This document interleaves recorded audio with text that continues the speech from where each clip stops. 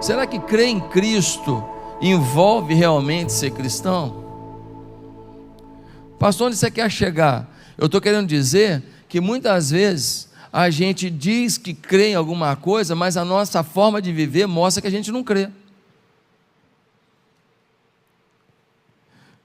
Por exemplo, tem gente que fala assim: eu não ligo para dinheiro. Não liga para dinheiro? Não liga? Isso é pão duro demais. Isso é pão duro.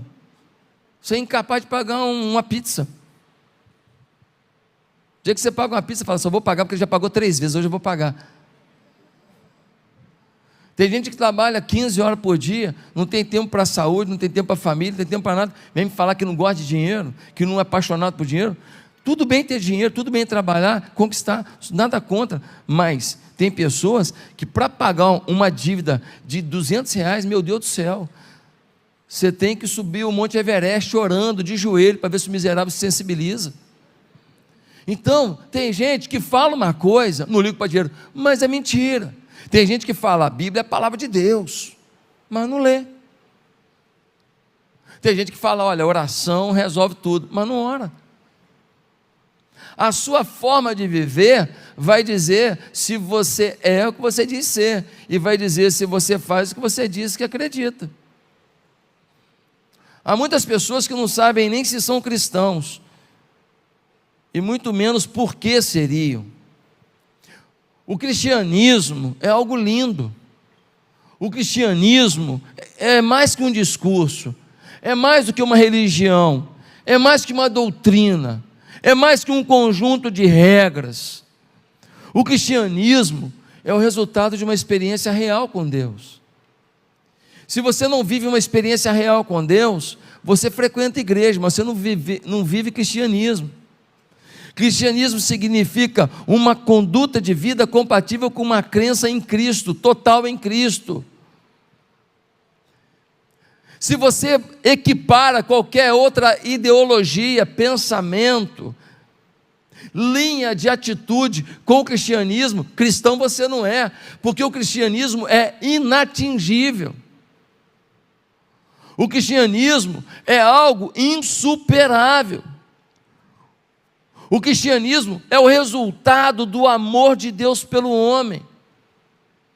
O cristianismo é um estilo de vida, de paz, de alegria, de perdão, de fé diante das dificuldades, de vontade de ajudar os outros, mesmo quando você está precisando de ajuda.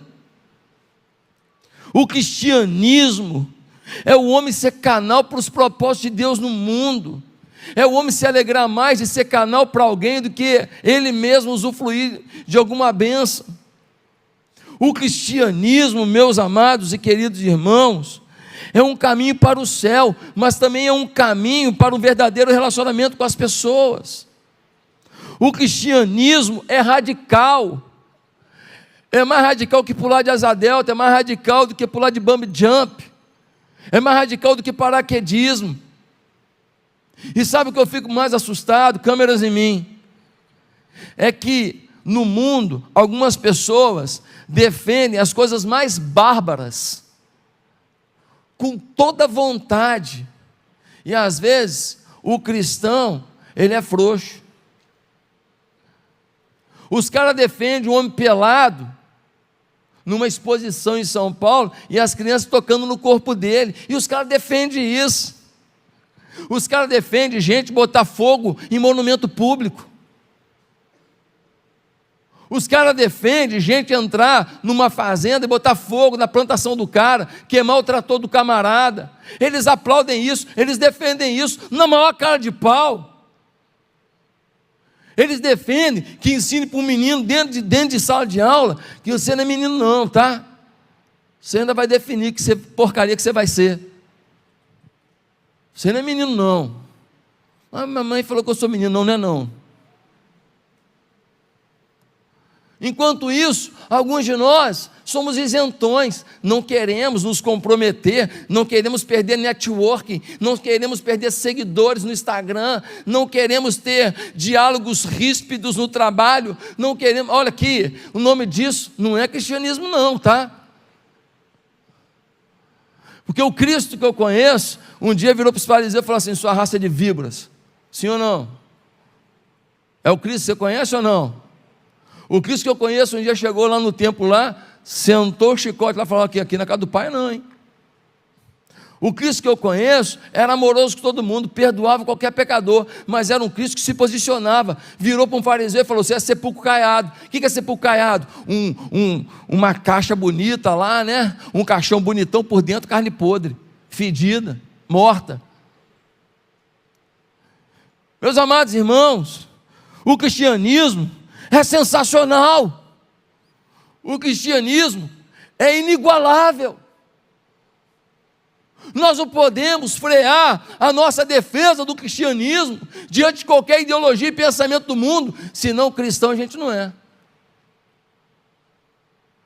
O cristianismo faz um bandido que matava os outros, botava os outros dentro do pneu, tacava fogo, estuprava a gente, se arrepender, pagar os pecados dele, pagar o preço que ele tem que pagar lá na prisão. Quando ele sai de lá, ele sai um missionário, um pastor, sim ou não? O cristianismo faz uma família destroçada, marido para um lado, mulher para o outro, os filhos tudo triste, amargurado, e faz todo mundo se perdoar e a família se unir de novo, sim ou não? O cristianismo faz uma pessoa injustiçada, muito injustiçada, conseguir perdoar o seu ofensor. O cristianismo faz uma pessoa debaixo de uma dor abundante, uma dor agressiva, conseguir ter paz e não perder sua fé, sim ou não? Esse é o cristianismo. Agora nós vamos nivelar por baixo, vamos ficar com medo de ofender, vamos ficar com medo do politicamente correto, vai para o inferno politicamente correto. Nós somos de Cristo, e nós vamos defender o nome dEle. Isso é ser cristão. Nós não queremos agredir ninguém, machucar ninguém, mas nós não podemos, com amor, com jeito, com carinho, não podemos deixar de dizer quem somos e o que cremos, senão a gente já deixou de ser o que fomos chamados para ser.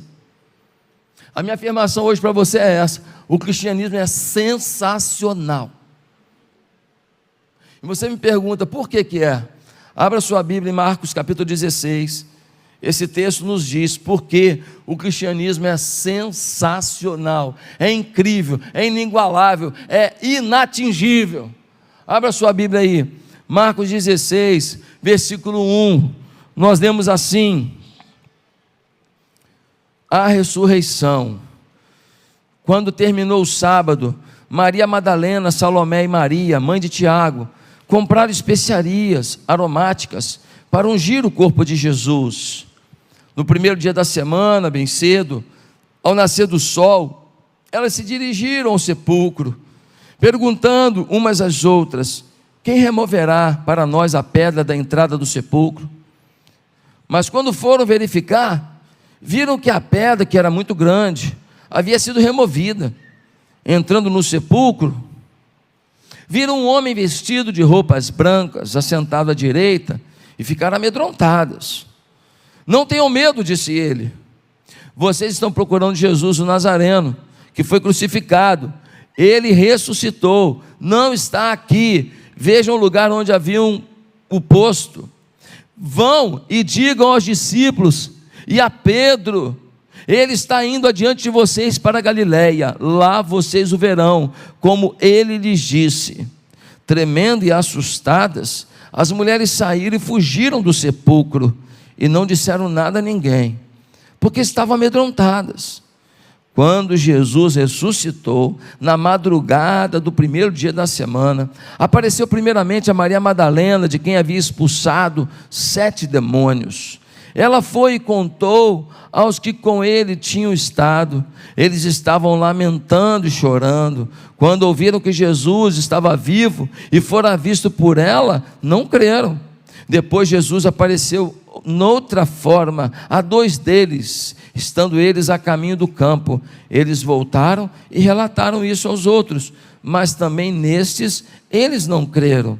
Mais tarde Jesus apareceu aos 11, enquanto eles comiam, censurou-lhes a incredulidade e a dureza de coração, porque não acreditaram no que o tinham visto depois de ressurreto. E disse-lhes: vão pelo mundo todo e preguem o evangelho a todas as pessoas.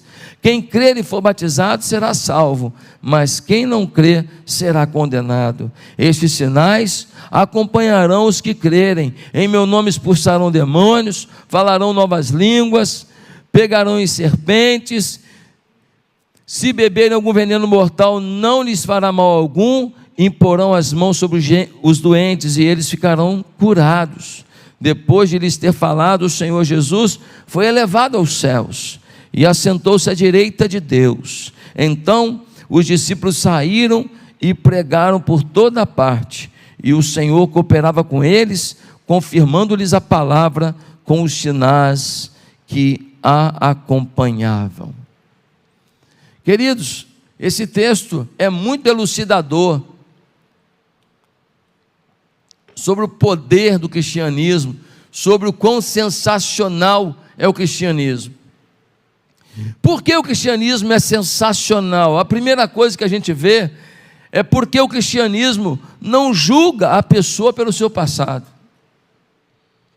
O cristianismo não fica remoendo o seu passado de pecado, o seu passado de fracasso, o seu passado de jogar fora uma empresa que você lutou para adquirir, o passado que você magoou a sua mulher, magoou seus filhos, magoou seu marido, o passado que você traiu um grande amigo seu, o passado que você foi ingrato com seus pais, o passado que você foi negligente com sua igreja, o passado que você falou mal do seu pastor, o passado em que você foi um traíra no meio do corpo de Cristo. Deus não está preocupado com o seu passado.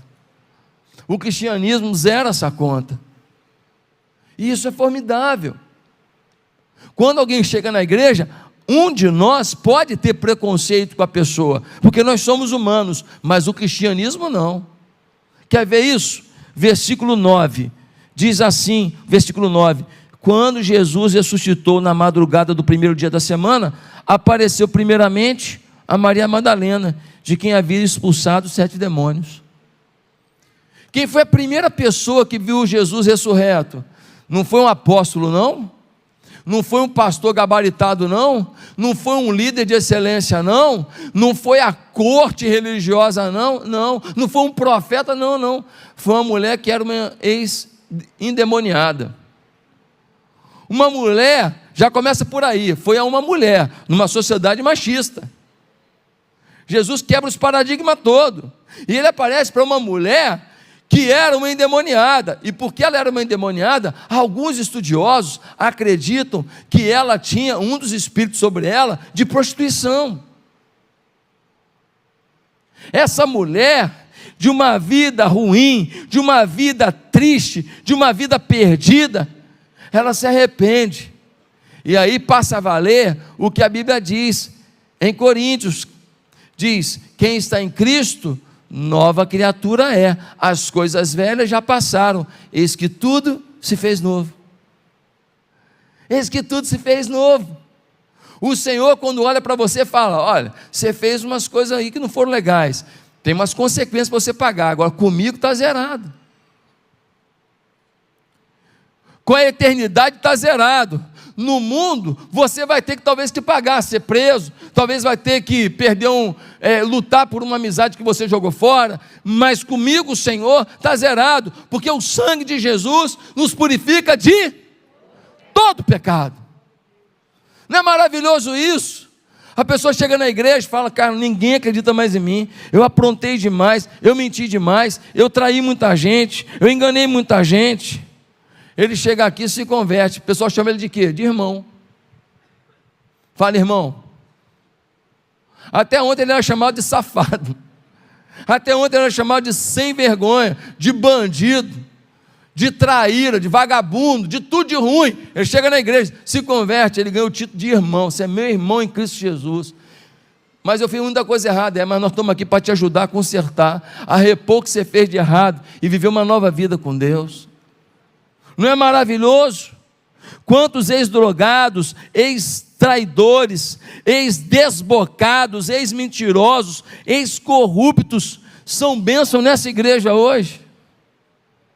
E quantos que ainda são mentirosos, corruptos, traíras, estão aqui e vão melhorar em nome de Jesus. Vão vindo aqui no domingo, uma hora Jesus dá uma cajadada na sua testa e você se arrepende e vive a vida bela que Ele tem para você. Por isso continue vindo com as suas molecagens mesmo, porque eu acredito que o Evangelho uma hora te pega. Uma hora te pega. O problema do Evangelho não é o passado. O problema do Evangelho é você dizer que é de Cristo e não viver o presente com Ele. Segundo lugar, por que o cristianismo é sensacional? Porque aperfeiçoa radicalmente os valores pessoais. O que são valores, gente? Valores são prioridades internas que se expressam consistentemente em ações concretas. Ou seja, valores são as convicções internas que vão se manifestar nas suas atitudes externas. Quando você tem um valor, e todo mundo tem valor, esse valor vai determinar como, sem você maquiar, você vai realmente agir. Você pode até ter um valor e você não mostrar que você está maquiando, você está conseguindo fingir, mas na hora da pressão, numa hora do de repente, você revela a realidade dos seus valores. O problema é que muita gente não tem um valor compatível com a sua declaração. Diz que tem que perdoar, diz que tem que buscar a Deus, diz que tem que amar, diz que tem que ajudar, diz que não pode ser materialista, mas a vida que vivem mostra claramente que os seus valores não são esses. Quantos aqui têm dificuldade de ser dizimista? Eu não sei quem é, mas é um bloqueio que você tem, ligado ao materialismo. Não tem jeito, querido. Não tem como falar para você, você ama dinheiro. E não há problema nenhum de você gostar de dinheiro, você não pode amar. Você ama mais dinheiro que Jesus, você não acredita que Ele multiplica sobre a tua vida. Desculpa, mas é a realidade. Pastor, por isso que eu não gosto de vir aqui, que o senhor fala uns negócios que eu não gosto de ouvir. Pois é, então você vai procurar um lugar onde vão mentir para você. Aí no juízo final você conversa com Jesus. Eu fui para um lugar onde me levaram para o inferno. Amados, como eu não acompanho, eu não sei quem dá, quem não dá, eu falo isso aqui de coração, de paixão por você, dizendo, Deus quer te abençoar, mas você precisa saber quais são os seus valores de verdade. Quais são os seus valores? Dá uma olhada no versículo 1, olha que legal isso aqui, versículo 1, quando terminou o sábado, Maria Madalena, Salomé e Maria, mãe de Tiago, compraram especiarias aromáticas para ungir o corpo de Jesus. A Maria Madalena, que talvez antes, não dá para afirmar, talvez antes vendia o corpo para ter dinheiro, ela agora gasta o dinheiro para adorar Jesus, mesmo depois de morto. Os apóstolos, vazaram, foram choramingar trancado lá num quarto. Ele morreu, acabou tudo. Ela não, ela foi para a feira comprar perfumes para aromatizar o corpo do mestre morto. Ela sabia o que ele fez por ela enquanto vivo, e por causa disso, ainda que morto, ela queria honrá-lo. Tremendo, sim ou não? Tremendo. Olha o valor dela de adoração. É uma adoração no meio do fracasso, porque Jesus estava morto. É uma adoração no meio da dor, porque ela está sofrendo com Jesus morto. É uma adoração no meio de uma tristeza muito grande, porque o mestre se foi. É uma adoração no meio do desespero, porque o mestre foi espancado e humilhado. Mas ela adora a Deus. Ela compra as especiarias para ir ungir o corpo daquele que um dia lhe tirou das trevas, arrancou os seus demônios e a levou para uma nova vida na dependência do Senhor. Queridos, quantos de nós ainda não aprendemos o exemplo de Zaqueu? Zaqueu, ele era um fiscal de ICM, de ISS da época, e ele era ladrão. Hoje não tem muito disso, mas naquela época tinha muito fiscal ladrão. Hoje não tem não, mas naquela época era horrível.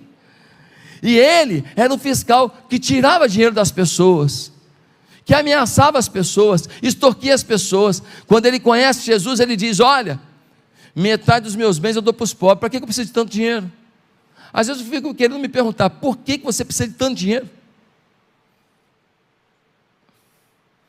Por que você precisa de tanto dinheiro? Tem gente que dá vontade de perguntar: por que você não ajuda mais gente? Ele falou: metade dos meus bens eu dou para os pobres, e para quem eu roubei eu pago 4 vezes mais. Isso é o evangelho. Uma mulher, ela se converteu depois de ter traído o marido dela. Ela traiu o marido ficou decepcionado, aí o casamento acabou. Ele ficou triste por um lado, ela para o outro, ela arrependida do que fez, mas fez e a conta foi o fim do casamento. Mas ela se arrependeu, ela foi numa igreja, entregou a vida a Jesus. Ele não sabia de nada, mas um amigo dele de trabalho levou ele numa igreja também, levou lá, falou: cara, você está muito triste, abatido. Ele falou: cara, só vejo meus filhos agora no final de semana, é uma guerra danada, a gente está brigando por causa de dinheiro, negócio horrível, cara, então eu estou sofrendo mesmo. Eu falei: vamos na igreja, cara. Cara, eu não sou ligado à igreja não. Vamos lá, rapaz, vamos lá. Ele foi na igreja. Quando chegou na igreja, ele ouviu a palavra de Deus, ele ouviu: digno é o Senhor Jesus, aleluia. Ele foi tocado pela manifestação da fé, se converteu. No outro final de semana, ele foi lá na casa da mulher, da ex-mulher, para ver os filhos e tal. Aí ele falou com ela, diferente. Ela falou com ele, diferente. Ele percebeu ela diferente, ela percebeu ele diferente. Aí estava um negócio esquisito, não perguntaram logo, até que uma hora lá, ela falou assim: você está diferente. Aí ele falou: eu estou mesmo, porque eu fui na igreja. Você foi? Quando? Domingo passado. Ela falou: eu também. E aí? Aí que, assim, você vai até rir de mim, porque eu sempre falava mal de crente, de pastor, né? Que nem você que está aqui hoje, né? E eu me converti. Ela falou assim: você converteu? Converti. Ela falou: eu também. Eles começaram a dialogar, conversar.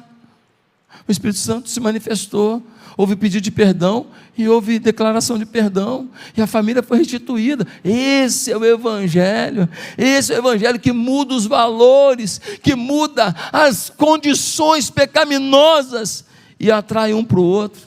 A nossa igreja estava fazendo uma campanha algum tempo atrás, e a gente precisava de muito dinheiro. De repente apareceu 100 mil reais. E não era ninguém da igreja, não era o CPF da igreja, não era nada. E eu falei: meu Deus, 100 mil reais era muito dinheiro. E eu falei: caramba, quem que deu esse dinheiro? Gente, até hoje não sei. Foi alguém de fora da igreja. Foi alguém que não frequentava a igreja, pelo menos de todos os CPF que já tinham doado alguma coisa para a igreja, não tinha aquele CPF nenhuma vez. Nós olhamos o extrato, porque eu queria agradecer a pessoa, porque foi um momento muito difícil, ajudou muito, foi uma resposta de oração. Não descobri, alguém de fora da igreja tinha um valor de olhar para um lugar e falar: que lugar sagrado, que lugar santo, que lugar que faz o bem, e decidiu doar. Valores que nós temos que ter.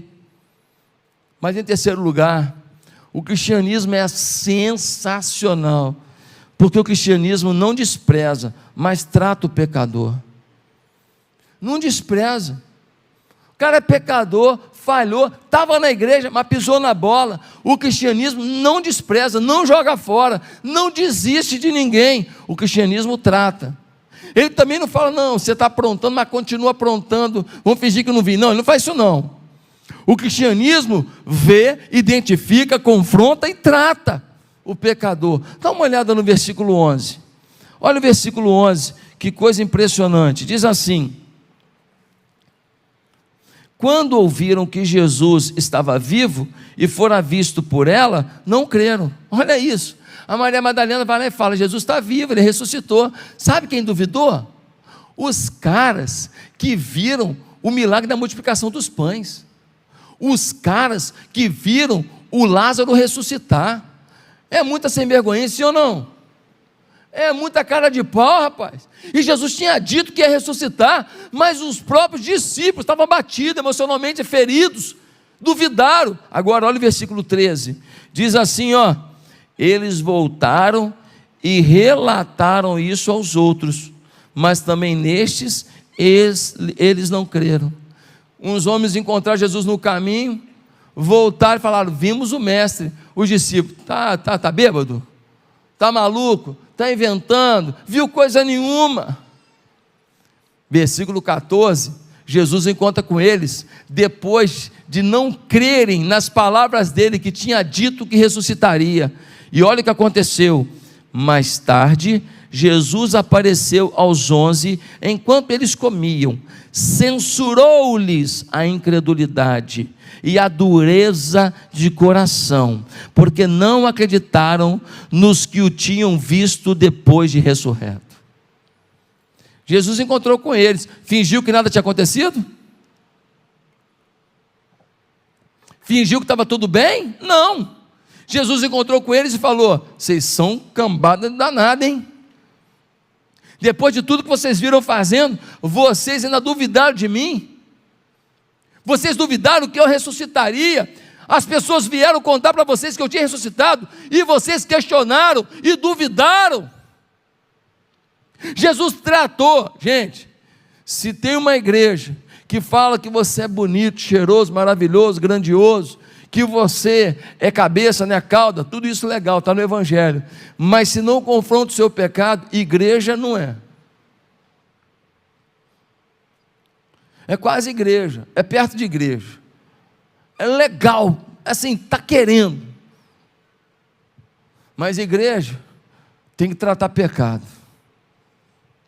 tem que confrontar pecado, senão a pessoa está dentro da igreja, entregando oferta, ajudando no ministério, e indo para o inferno, porque não mudou de vida aqui dentro, não mudou seus valores, não mudou sua fé. Meus amados irmãos, olha que coisa tremenda, o cristianismo não despreza, mas trata. Olha o versículo 15, e disse-lhes: vão pelo mundo todo e preguem o evangelho a todas as pessoas. Jesus repreendeu: vocês duvidaram, vocês foram falhos, foi um erro, Senhor, desculpa, a gente se arrepende, foi uma falha nossa. Jesus falou: tudo bem, então agora pega a capa, pega a mala, pega a mochila, vai para a estrada, vai pregar o evangelho. Jesus não desistiu dos caras, Jesus não jogou fora os caras, Jesus não falou: não, vocês me decepcionaram, com vocês eu não quero mais nada. Não, ele tratou o pecador e não desistiu do pecador. Queridos, muito me preocupa que muitas pessoas boas estejam falando na internet coisas até boas, e milhões de crentes os seguem, só que eles nunca denunciam pecado, eles nunca confrontam o pecado. Pode acontecer uma coisa alarmante durante a semana, uma coisa horrível, horripilante, uma agressão à fé cristã, eles nunca se posicionam, porque os seguidores de Instagram, os seguidores de YouTube, os seguidores de Facebook valem muito para eles. Quem é cristão trata o pecador, trata, e para tratar tem que confrontar, em amor, mas tem que confrontar. Em quarto lugar, o cristianismo é sensacional, porque dá a toda pessoa a oportunidade de viver um propósito de Deus. Dá a qualquer pessoa a oportunidade de viver um propósito de Deus. Pode ser uma pessoa que não estudou, ou que estudou muito, pode ser uma pessoa pobrezinha, pode ser uma pessoa milionária, pode ser alguém que mora num bairro pobre, pode ser alguém que mora num bairro rico, não interessa, se converteu, ganha missão.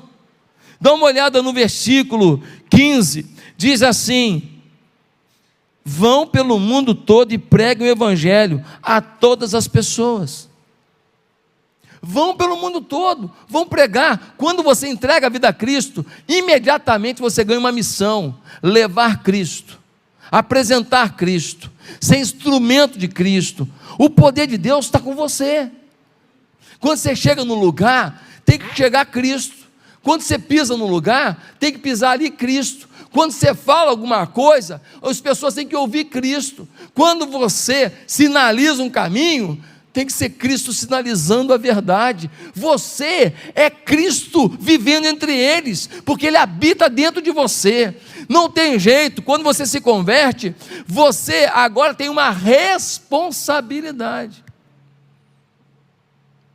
A pessoa, quando não entende isso, ela não vive o melhor do Evangelho. Não é gostoso ser usado por Deus? Eu era analista de sistemas, depois eu fui trabalhar no banco de investimentos, e lá eu ganhava bem. Eu era coordenador da área de sistemas de um banco bem legal aqui da cidade, um banco de investimentos, e eu estava estudando para concurso público, cheio de plano, cheio de sonho, um monte de coisa que eu estava planejando, pensando, eu vou levantar um dinheiro, depois vou montar minha empresa, vou fazer assim, vou fazer assado. Tinha um projeto meu, mas gente, quando eu descobri o prazer de ser instrumento na mão de Deus, falei, cara, não vai valer de nada se eu ficar milionário, não vai valer de nada se eu tiver uma empresa com 1000 funcionários, não vai valer de nada. Eu não estou falando que é o seu chamado, mas estou falando no meu caso. No meu caso, eu comecei a ter inveja de quem vive para liderar o reino. Comecei a ter inveja de quem abre mão de tudo para poder viver o tempo inteiro impulsionando gente a amar Deus e a servir a Deus. Tomou meu coração. Eu não sabia que eu ia poder botar uma roupa boa, eu não sabia que eu ia poder morar perto de você e que eu ia poder ter dinheiro para comer uma pizza. Quando eu fui para o ministério, eu fui para lá para viver o que tivesse que viver. E quando eu vim aqui para a Barra, que eu deixei Ipatinga, eu passei muito aperto. Só Deus sabe os apertos que eu passei. Muito aperto. Mas sabe quando você passa um aperto, mas você passa feliz? Você fala, cara, estou passando algum aperto pelo nome de Jesus? Foi a minha sensação. Porque é gostoso demais ver família restaurada, ver jovem largando as drogas, ver menina que se prostituía, vivendo uma vida pura agora, ver gente que vivia na depressão, se alegrando em Cristo, ver gente que não amava a Deus, passando a amar, ver gente que xingava a igreja, xingava pastor, agora pregando o evangelho. É gostoso demais. Querido, todo mundo que se converte ganha uma missão. Um dia a Madre Teresa de Calcutá, contam que ela estava limpando a ferida de um leproso. Aí um homem nobre, muito rico, ele viu aquilo e falou, eca, eu não faria isso por dinheiro nenhum desse mundo. E a Madre Teresa respondeu, nem eu, por dinheiro nenhum, só por amor. O cristianismo é sensacional, porque você ganha uma missão de amor. Você é a expressão do amor de Deus no mundo, não é maravilhoso?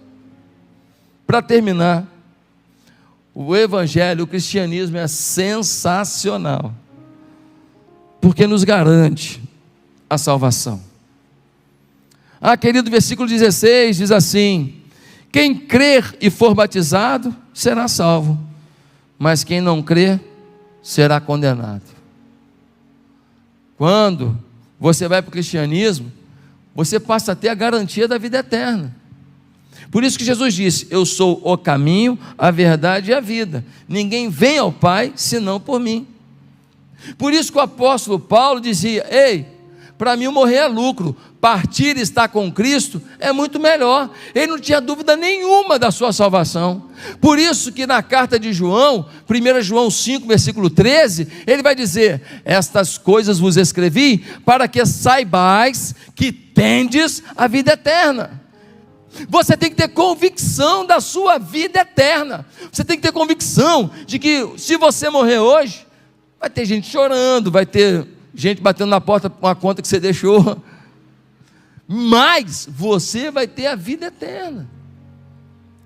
Quando eu estava indo lá para o centro cirúrgico, eu não estava com medo da morte, eu pensava no que seria das pessoas que eu amo, isso é uma verdade, mas medo da morte não, porque o meu Senhor me garante que mesmo sendo imperfeito, porque eu amo e procuro viver na sua presença, eu tenho a vida eterna. Isso é inquestionável, isso você não pode ter como aspecto de dúvida. Você entregou a vida a Jesus, você ama Jesus, você procura andar com Ele, você tem a vida eterna, e ponto final. Portanto, viva como alguém que tem a vida eterna. Seja grato a Deus pelo que Ele já te deu. Honre a Ele pelo que Ele já te deu. Ninguém pode roubar alguém das mãos do Senhor, nem o seu erro, nem o diabo. Quando você está em Cristo, você está em Cristo. Eu estou em Cristo, vou para o céu. Não estou em Cristo, vou para o inferno. Não tem isso não, gente. Na última hora deu uma vacilada, vou para o inferno. Ei, que história é essa? Que papo é esse? Por isso hoje, eu quero perguntar, quantas pessoas aqui querem começar uma nova vida com Jesus?